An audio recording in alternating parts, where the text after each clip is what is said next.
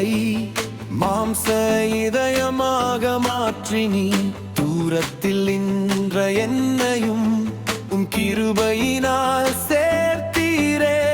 சட்டத்தின் சாபம் நீக்கி சமாதானம் தந்தீரே.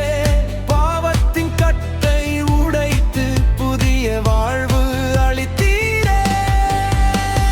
புதிய உடன்படிக்கை தந்தீரே, இரத்தத்தால் மீட்டீரே. சிலுவையிலே அன்பை காட்டி என் வாழ்வை நீர் மாற்றினீரே.